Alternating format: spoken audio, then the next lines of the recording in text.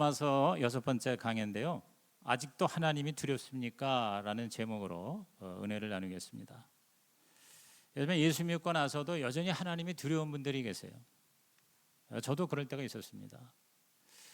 좀 더 우리 하나님 뜻대로 살아야 되는데 못 사는 거에 대한, 그래서 이것들이 나중에 다 하나님 앞에 혹시 벌 받는 게 아닌가, 꾸중되는 게 아닌가, 정말 내가 하나님 앞에 설 수 있을까, 혹시 천국에도 못 가는 것이 아닌가, 이런 어떤 양심의 죄책과 부담, 이런 것들이 있을 수 있습니다. 근데 여러분, 우리가 이 구원을 받는다는 것이 무언가를 정확히 알면요, 여기서 자유함을 누릴 수가 있어요. 지금 이 로마서는요, 앞부분 특별히 1장에서 11장까지는 구원론입니다. 교리적인 얘기고요. 그래서 좀 사실은 어려워요. 그래서 이렇게 강해 설교를 잘 들으시고 또 반복해서 듣고 기도하면 하나님께서 놀라운 복음의 역사를 깨닫게 하실 거예요. 그리고 이제 후반부 12장부터 16장까지는 이제 실천편이에요. 그래서 우리가 어떻게 살아야 할 것인가, 신앙생활, 교회생활. 그래서 정말 이 로마서는 기독교의 아주 핵심 중에 핵심이에요.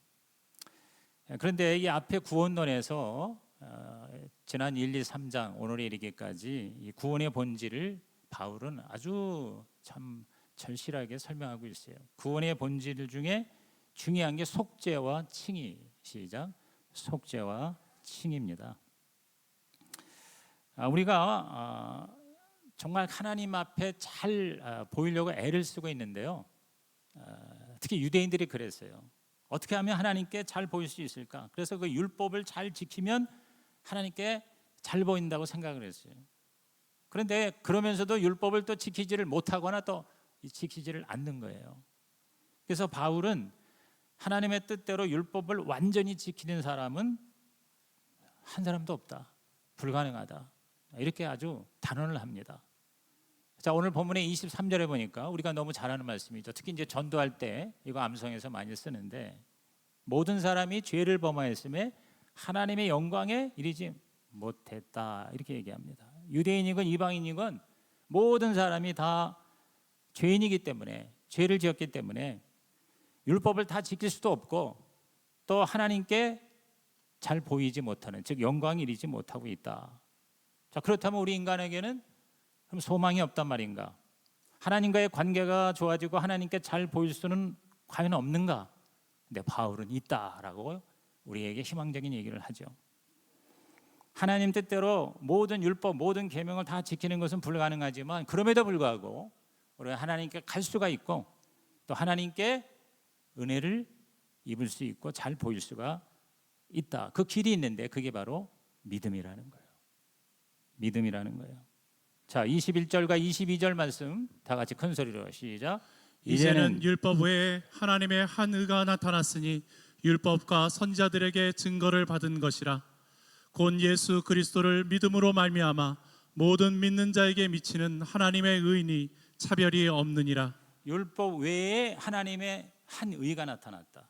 율법과 상관없는, 율법을 초월하는 하나님의 의가 나타나는데, 그거는 율법과 선지자, 즉 구약 성경에서 계속 증거한 것. 22절입니다. 예수 그리스도를 믿음으로 말미암아 모든 믿는 자에게 미치는 하나님의 의, 이렇게 얘기합니다. 즉 예수 믿는 믿음, 이것이 바로 하나님의 영광에 도달할 수 있는 길이다.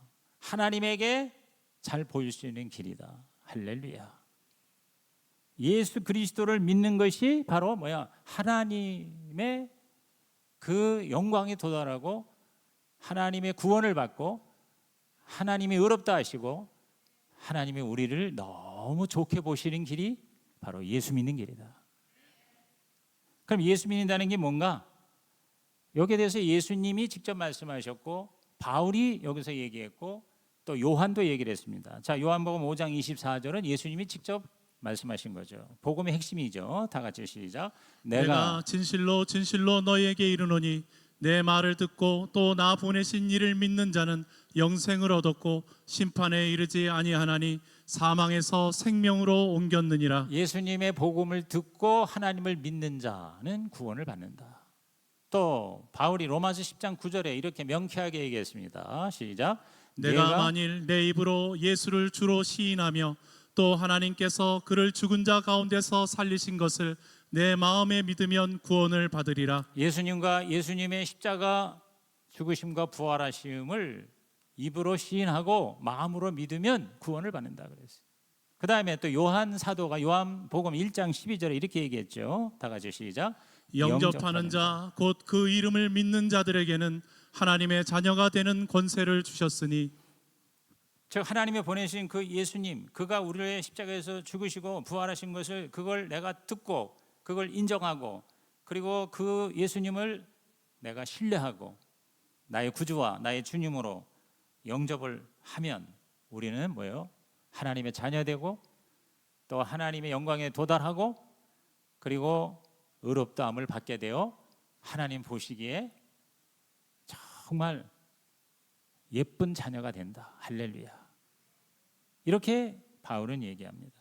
하나님께 잘 보이는 유일한 길이 바로 뭐냐? 바로 예수 믿는 것이다. 근데 예수를 믿은 후에도 계속 하나님께 잘 보이려고 애를 쓰는 사람들이 있다면 그러면 이건 뭔가 잘못된 것이다. 그걸 오늘 설교에서 이것을 깨닫게 되는 거죠. 여러분, 하나님께 잘 보이는 길은 예수 믿는 것밖에 없어요. 다른 길은 없습니다. 예수 믿으면 하나님은 저와 여러분을 죄인으로 보는 게 아니라 바로 예수님과 같은 당신의 자녀로 보신다는 거예요. 아멘입니까? 의롭다함을 받는 것, 칭의, 이 칭의와 속죄와 칭의를 이해하는 게 굉장히 중요합니다. 여러분, 속죄라는 건 말 그대로 죄를 대속받는 것, 용서받는 것이죠. 그래서 죄가 없다는 무죄 선언을 하는, 쉽게 말하면 사면을 받는 거예요.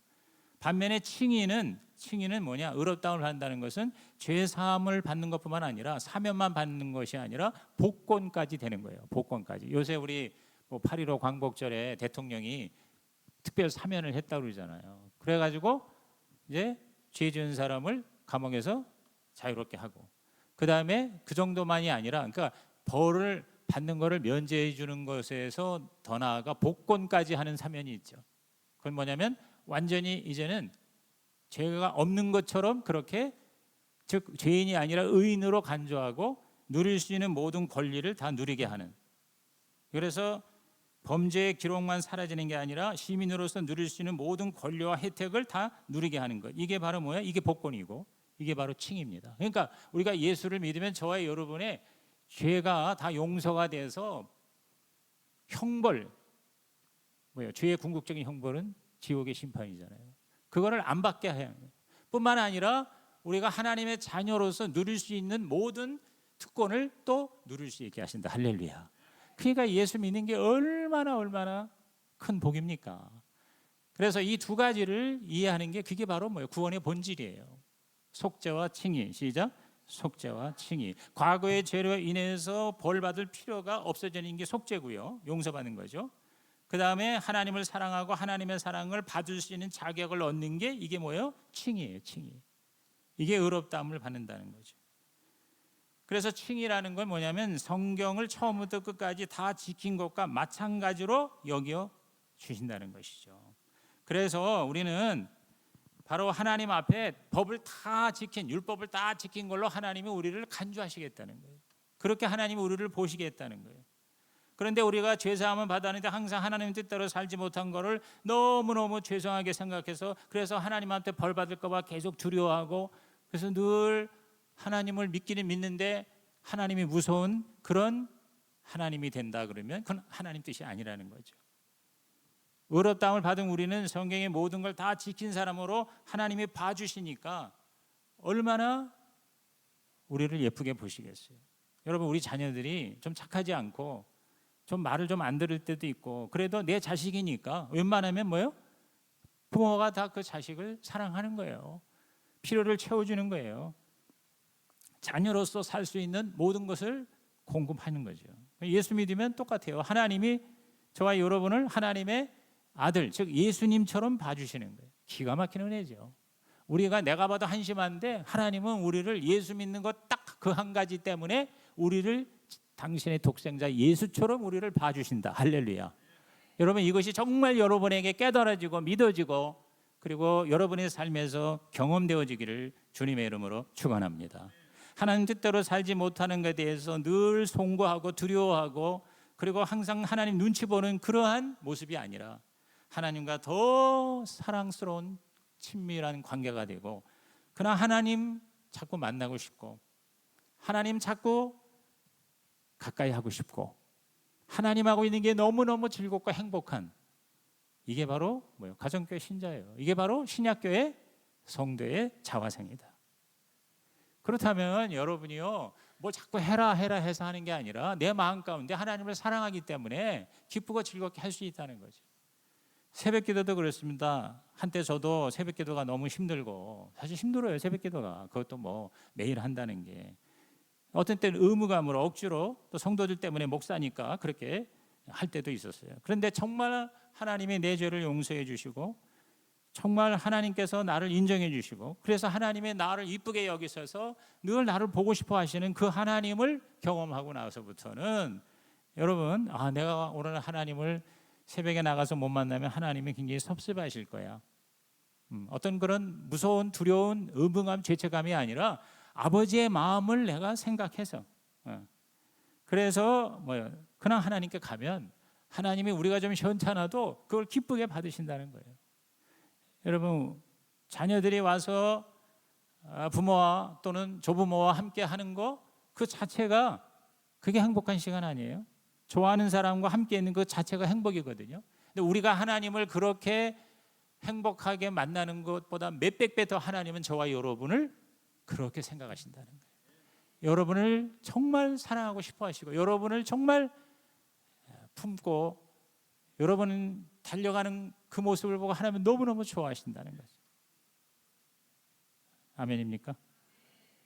그래서 duty to delight, duty 의무가 아니라 delight 기쁨으로 즐거움으로 우리 하나님께 나아가자.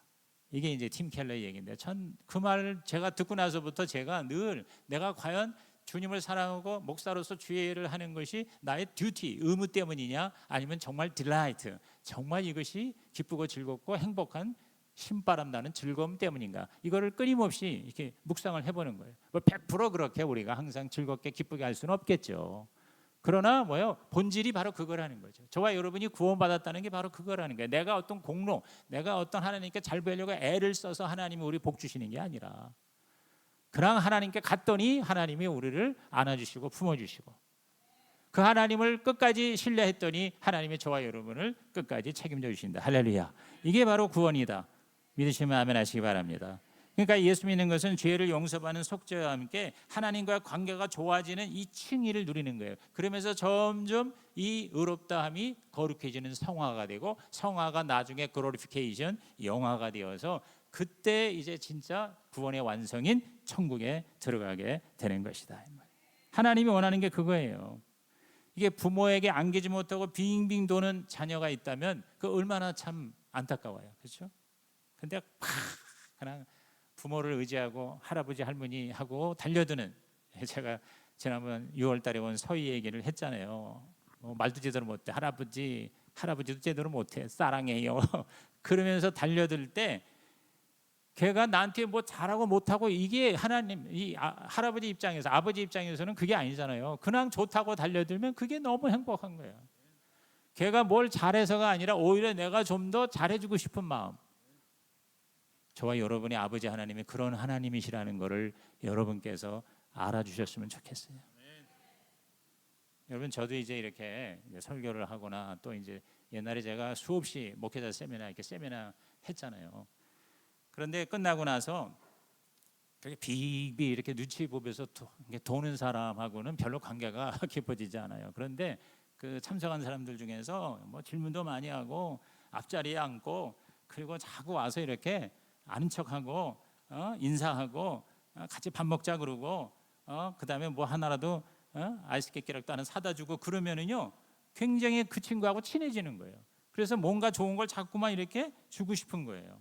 근데 빙빙 돌고 예의 차린다고 멀찌감치 떨어져 있는 사람 그런 사람보다는 적극적으로 다가오는 사람하고 점점 관계가 깊어지는 거예요. 그리고 점점 좋은 것이 오고 가는 거예요.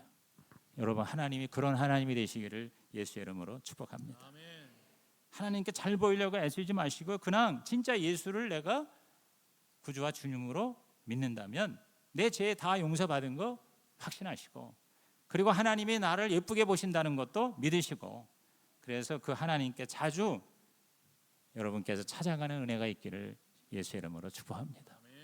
예수 믿는다는 건 그거예요. 그렇다면 두 가지 반론을 하는 사람이 있어요. 유대인이 그런 반론을 한 겁니다. 첫째 반론이, 그런 하나님이 과연 의로운 하나님이란 말인가? 그런 하나님이 과연 의로운가? 죄를 많이 지은 인간을 단지 예수 믿는다는 거 한 가지 때문에 그 죄 다 용서해 주시고, 그리고 모든 계명을 다 지킨 것으로 의롭다까지 그렇게 간주하신다면, 그럼 그 하나님은 진짜 의로운 하나님 맞아? 이렇게 의심할 수 있어요.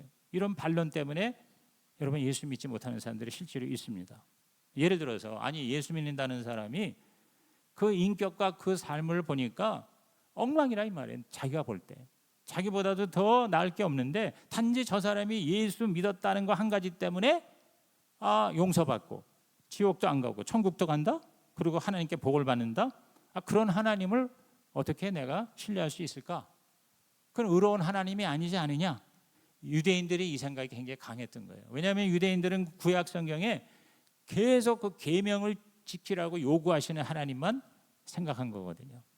악을 행하면 하나님이 반드시 벌 주시고 심판하신다는 이런 정의로운 하나님의 모습에 하나님 그 신관을 가졌기 때문에, 예를 들어 출애굽기 23장 7절에 거짓 일을 멀리하며 무죄한 자와 의로운 자를 죽이지 말라, 나는 악인을 의롭다 하지 아니하겠노라.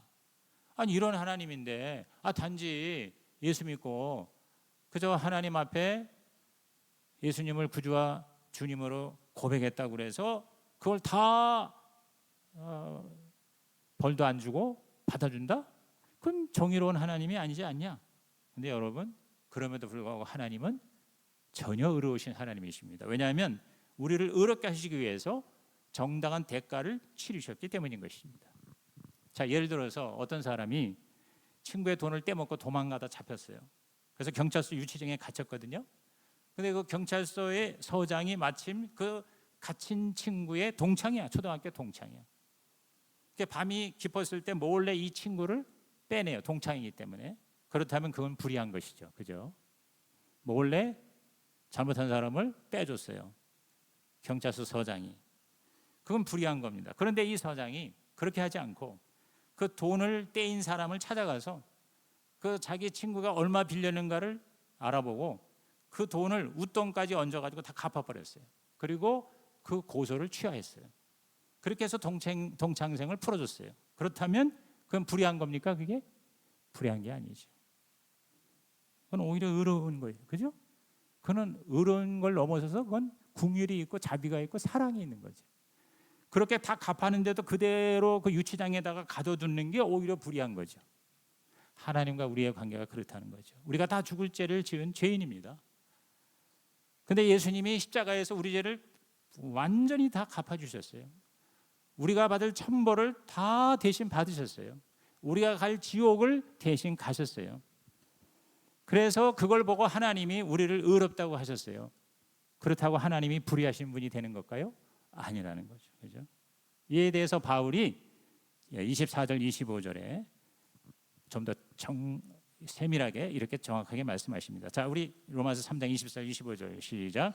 그리스도 예수 안에 있는 속량으로 말미암아 하나님의 은혜로 값없이 의롭다 하심을 얻은 자 되었느니라.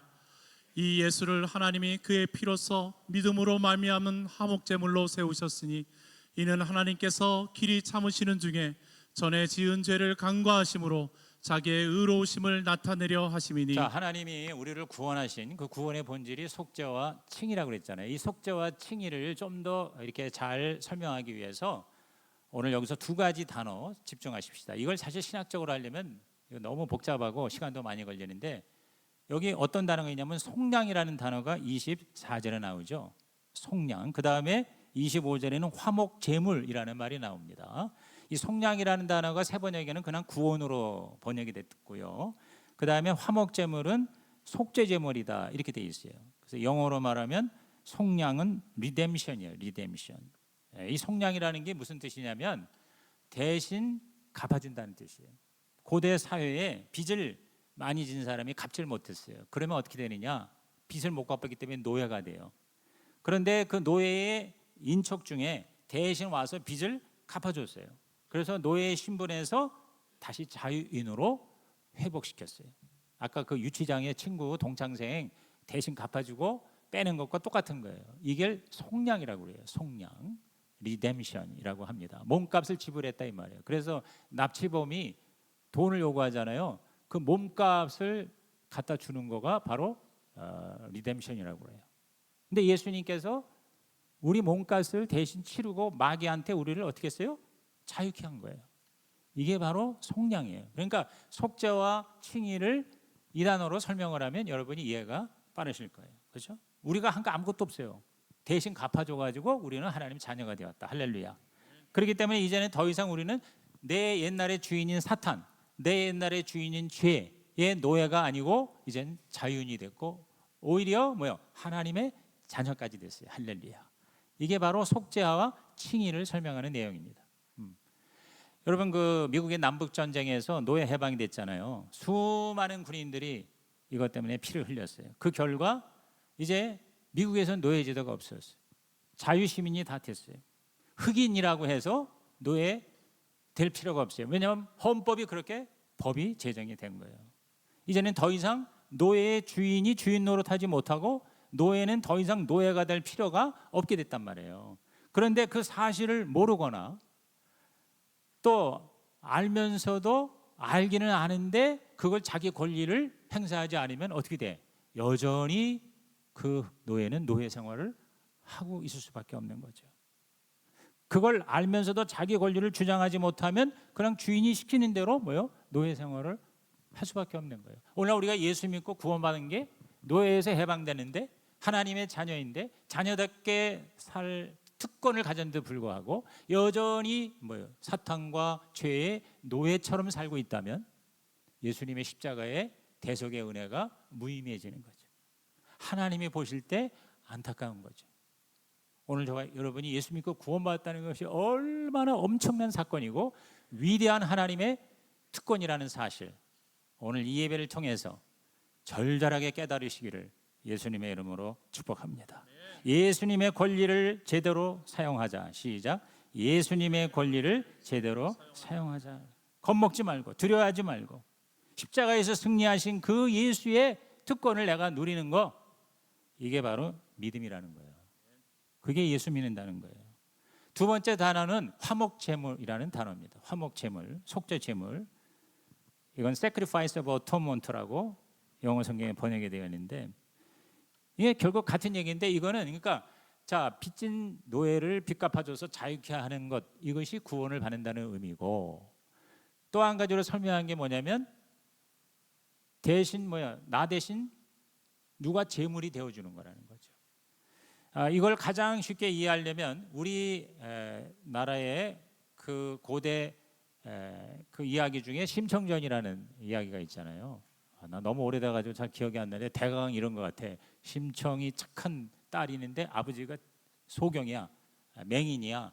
그런데 무슨 공양료 300석을 부처님께 잘 드리면 그러면 눈이 떠진다는 말에 이 딸이 자기 몸을 팔아서 이제 돈을 구하는 그런 거 아니에요? 근데 그 자기 몸을 어디로 파냐면 장사꾼들이 배를 타고 이제 바다를 건너는데 어느 곳에 굉장히 심각한 풍랑이 일어나는데 거기에 그 밑에 있는 바다의 용왕에게 처녀를 갖다가 제물로 바치면 그 풍랑이 잠잠해진다. 그래서 그 처녀를 구하는데 마침 심청이가 이제 그걸 보고 나를 제물로 이제 사세요.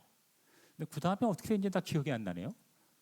내가 알기로는 해피엔딩 아니에요. 그러니까 그걸 하늘이 뭐 하는지 누가 했는지 하여튼 심청이도 살고 신봉선도 눈이 떴다 그런 것 같은데 집에 가서 다시 한번 찾아봐야 될 것 같아. 그러니까 거기서 중요한 거 뭐냐면 이 심청이가 제물이 되어서 아무 죄가 없는 심청이가 제물이 되어서 아버지가 눈이 뜨고 그 다음에 그 특히 용왕이라는 그 신의 그 진노를 가라앉혔다. 그런 얘기 아니에요? 근데 이런 스토리는 인류 역사상 굉장히 많습니다. 이런 얘기가. 그래서 실제로 인간을 제물로 바치는 종교도 있었잖아요. 그런데 이 제물의 역할을 누가 했다고요?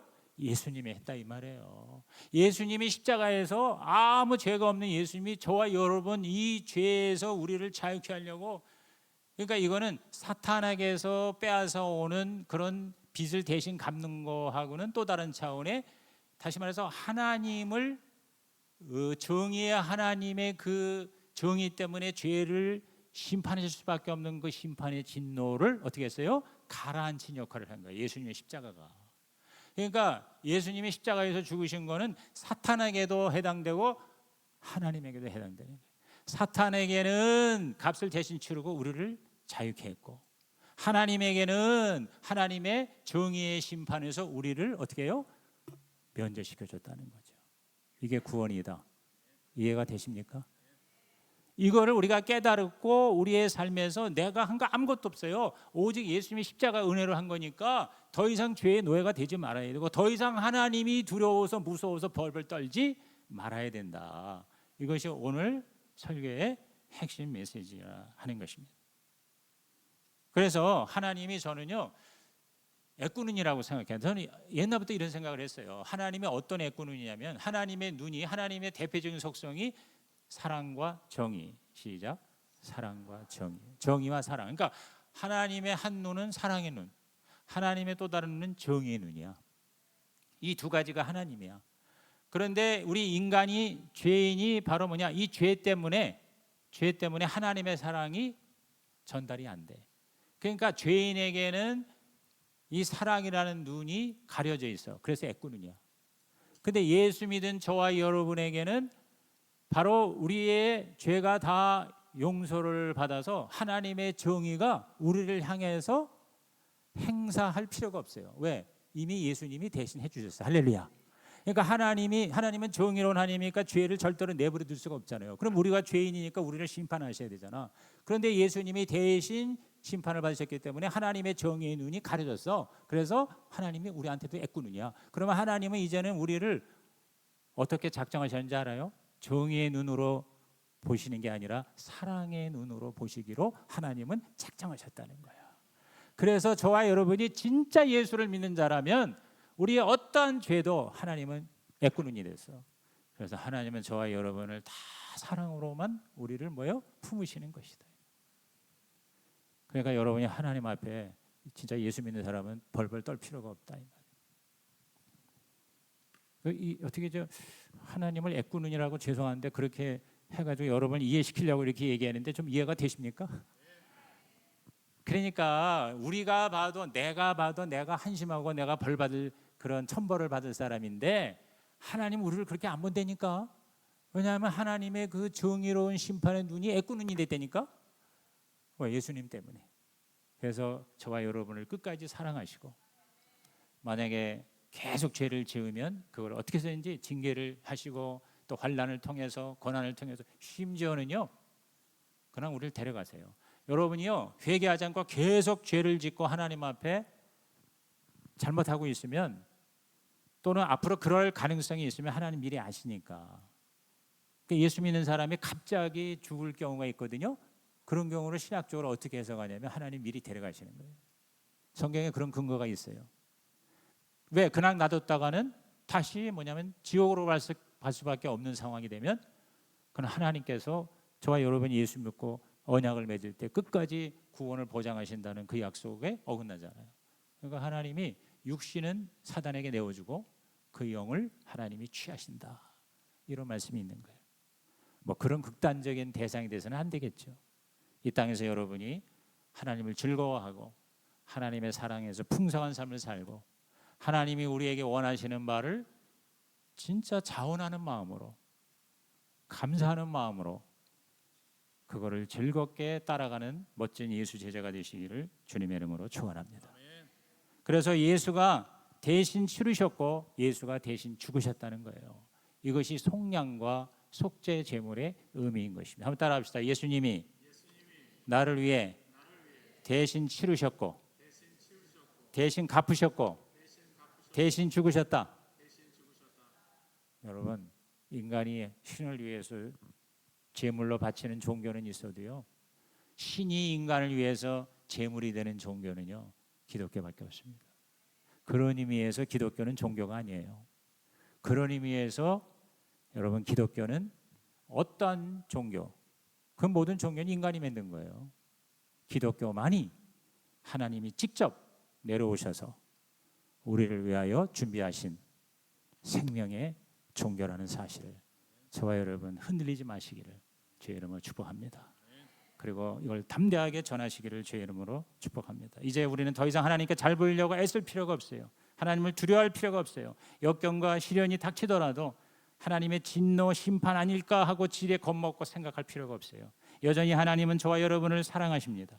끝까지 사랑하십니다. 그거를 믿으시기 바랍니다. 그게 바로 진짜 믿음입니다. 나를 향한 하나님의 진노의 감정은 절대로 없다는 것을 여러분이 확신하시고 마음으로 확언하시고 입으로 고백하시기를, 그래서 하나님을 이제 아빠, 아버지라고 부르고 그 품에 자주 달려 뛰어가는 사랑받는 자녀가 되시기를 주의 이름으로 축원합니다. 두 번째 반론이 이런 게 있어요. 율법이 무용지물이 되는 것이랍니까? 율법이 무용지물이 된다는 말인가? 율법을 지킴으로가 아닌 믿음으로 그렇게 된다면 그럼 율법의 가치와 의미와 역할은 사라지는 것이 아닌가?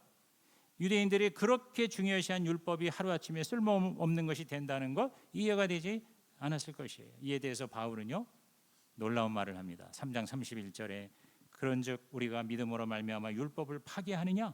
그럴 수 없느니라. 도리어 율법을 굳게 세우느니라.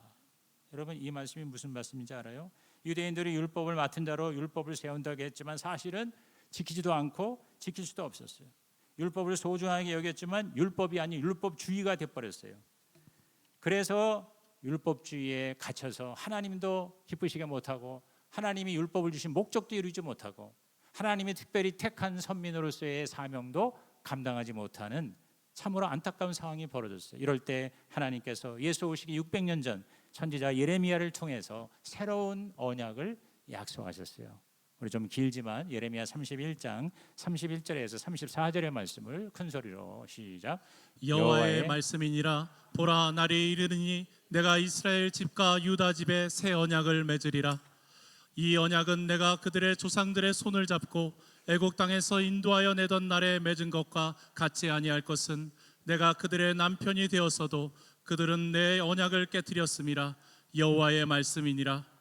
그러나 그날 후에 내가 이스라엘 집과 맺을 언약은 이러하니 곧 내가 나의 법을 그들의 속에 두며 그들의 마음에 기록하여 나는 그들의 하나님이 되고 그들은 내 백성이 될 것이라. 여호와의 말씀이니라.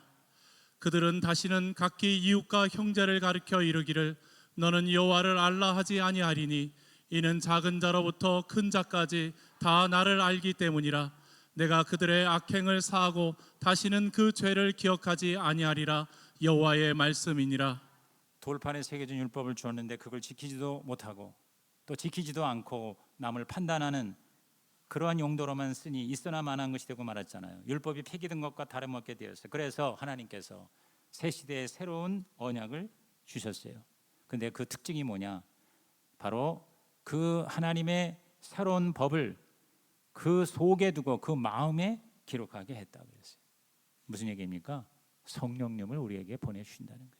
예수 그리스도를 통하여 성령을 우리에게 보내주시겠다. 그래서 예수님도요 십자가에서 끝나는 게 아니에요. 부활로 끝나는 게 아니에요. 뭘 약속했어요? 성령을 보내주시겠다. 자, 요한복음 16장 7절 다 같이 읽습니다. 시작. 그러나 내가 너희에게 실상을 말하노니 내가 떠나가는 것이 너희에게 유익이라. 내가 떠나가지 아니하면 보혜사가 너희에게로 오시지 아니할 것이요 가면 내가 그를 너희에게로 보내리니. 여러분 율법을 지키다가 실패한 인간은 이제 더 이상 율법을 지키려는 마음도 의지도 능력도 다 사라지고 말았어요. 그래서 하나님은 아예 율법을 온전케 하시는 성령 하나님을 예수 믿는 자들 마음 가운데에 부어 주시겠다고 하신 것이에요. 그래서 이제 우리는 율법을 지키고자 하는 소원도 갖게 되고 또 지킬 수 있는 능력도 가지게 된 것입니다. 빌립보서 2장 13절이 그것입니다. 시작. 너희 안에서 행하시는 일은 하나님이시니 자기의 기쁘신 뜻을 위하여 너희에게 소원을 두고 행하게 하시나니. 여러분 예수를 믿는다는 것은 성령을 받는다는 것입니다. 무당이 될 때 강신이라는 것이 있어요. 즉 잡신 귀신이 그 무당될 사람에게 내려옵니다. 그래서 작두 타고 그러잖아요. 그래서 뭔가 좀 이상한 그런 어떤 신비로운 걸 통해서 사람들을 끌어들이잖아요. 예수 믿는다는 건 바로 성신을 받는 거예요. 예수를 영접한다는 건 2000년 전에 예수님이 뭐 우리 몸속에 들어오는 거예요? 성령님이 들어오시는 거예요. 저와 여러분 안에 영접할 때 누가 들어오셔요? 성령이 들어오시는 거예요. 성령이 내주하시는 거예요. 그래서 그 성령의 음성을 듣고 성령의 그 기름 부으심을 받아서 사는 사람은요, 이제는 율법이 우리에게 부담이요, 구속이요, 의무가 아니라 하나님을 더 잘 섬기는 위대한 약속이 되는 거예요. 그 율법을 행하는 것 자체가 우리 신앙생활의 핵심이 되고 또 기쁨이 되고 감사가 되고 힘이 되고 능력이 된다 이 말이에요. 그게 바로 예수 믿은 사람의 특권이에요. 할렐루야. 그래서 저와 여러분이 정말 예수를 믿는 자는요, 성령이 워킹돼야 돼요. 성령이 역사해야 돼요. 그냥 예수 영접하고 세례만 받았다, 그냥 그게 끝인 사람은요, 예수를 믿는 거지만 사실은 믿는 게 아닐 수가 있어요. 정말 예수를 나의 구주와 주님으로 믿게 되면, 자, 구주는 내 죄를 사하신 구원자이시잖아요. 주님은 뭡니까? 내 인생의 주인이 되시는 거예요. 그게 성령이에요. 성령 충만이라는 게 딴 게 아니에요. 내가 죽고 예수가 주인이 되는 거예요. 나는 죽고 예수가 사는 거예요. 내 인생의 진짜 주인이 이제는 내가 아니라 누구예요? 주님이 되는 거예요. 그게 성령 충만이에요. 그게 지난주에 주도권 얘기가 그 얘기고요. 예수님을 따라간다는 게 바로 그런 얘기입니다. 그래서 이때부터는 뭐냐? 성령께서, 자, 빌립보서 2장 14절이라는 것처럼 우리 안에서 행하신단 말이에요.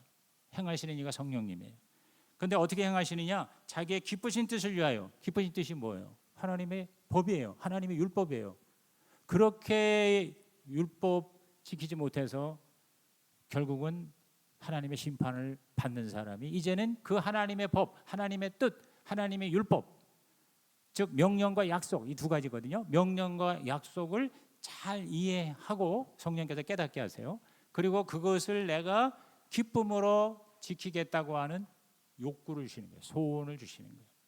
그리고 그것을 또 행할 수 있도록 능력도 주시는 거예요. 그래서 여기 영어 성경에 보면 to will and to act 이렇게 나옵니다. 그러니까 의도적으로 내가 하나님의 법을 즐거이 지키려고 하는 소원도 생기고 의지로 그렇게 결단을 하고 동시에 to act, 그것을 행하도록 성령께서 저와 여러분을 어떻게 해요? 기름을 부어주신다는 거예요. 이게 구원이다. 이게 예수 믿는 것이다.